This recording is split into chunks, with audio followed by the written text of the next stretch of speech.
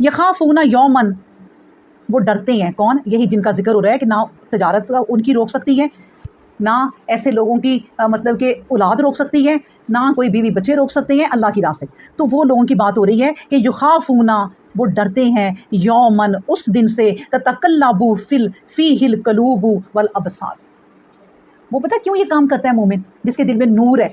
وہ اس لیے کام کرتا ہے کہ وہ اللہ سے ڈرتا ہے، وہ اللہ کا خوف ہے اس کے دل میں۔ اور خوف پتہ کیسا؟ اس دن کا خوف جب اللہ نے کہا کہ تتقلب فیہ القلوب والابصار، جس وقت بہت سے دل اور بہت سی نگاہیں پھر جائیں گی۔ اس وقت قابو میں نہ دل رہیں گے اور نہ نگاہیں رہیں گی، انسان ایسے جیسے پاگلوں کی طرح ہو جاتا ہے اور وہ دیکھتا پھرے گا کہ آج مجھے کیا ہو گیا۔ اللہ تبارک و تعالیٰ نے کہا وہ ایسے لوگ جو ہے نا اس دن سے ڈرتے ہیں، اس دن یعنی جب ہم نے اور بھی جگہ پڑھا جس دن بہت سے چہرے سیاہ ہو جائیں گے اور جس دن بہت سے چہرے روشن بھی ہوں گے، چاند کی روشنی کی طرح چمکتے بھی ہوں گے۔ وہ اس دن سے لوگ ڈرتے ہیں کہ اس دن اللہ ہمارا حساب کتاب جو ہے اچھے لوگوں میں کر دیں۔ یہ خوف ان کے دل میں رہتا ہے، اس لیے نہ وہ مسجد جانا چھوڑتے ہیں، نہ وہ اپنی تجارت کو آڑے آنے دیتے ہیں کہ ہم اس کی وجہ سے نماز نہ پڑھیں۔ عورت کوئی بہت اچھی ہے، اللہ والی ہے، گھر کے کام کر رہی ہے، نماز اذان کا آواز سنی اور وضو کیا، وہیں کام چھوڑا، کہا میں فرسٹ ٹائم ہی پہلے نماز پڑھ۔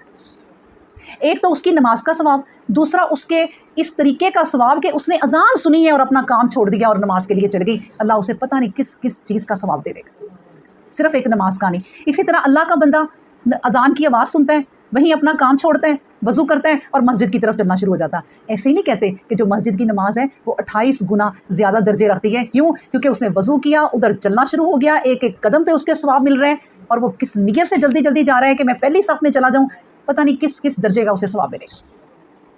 ہر نمازی کے اپنے اپنے درجے ہوتے ہیں، ہر نمازی کے۔ جیسے نبی کریم صلی اللہ علیہ وسلم نے فرمایا کہ دیکھو جو کوشش کر کے صاف ستھرا ہو کے نہا کے وضو کر کے اپنے آپ کو صاف کر کے جتنی بھی چیزیں بتائی گئی ہیں اللہ نے وہ کر کے کہتا ہے کہ میں جلدی سے مسجد کی پہلے صف میں پہنچ جاؤں، تو اس کا حساب کتاب فرشتوں نے اس وقت رجسٹر باقاعدہ کھولے ہوتے ہیں اور وہ لکھ رہے ہوتے ہیں۔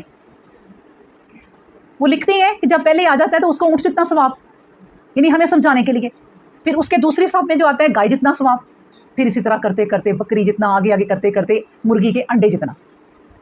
جو وہ لوگ جو کہتے ہیں پڑھ لیں گے ابھی بہت ٹائم ہے، ابھی میں چلا جاؤں گا، نماز پڑھ لوں گا، کیا ہو گیا؟ اینڈ پہ جا کے نا وہ امام صاحب اللہ اکبر بھی کہہ چکے ہوتے ہیں، وہ جلدی سے جا کے شامل ہو جاتے ہیں۔ پھر اللہ اس کا بھی نہیں رکھتا، اللہ کہتا ہے چلو تجھے مرغی کے انڈے کے برابر ثواب دے دوں۔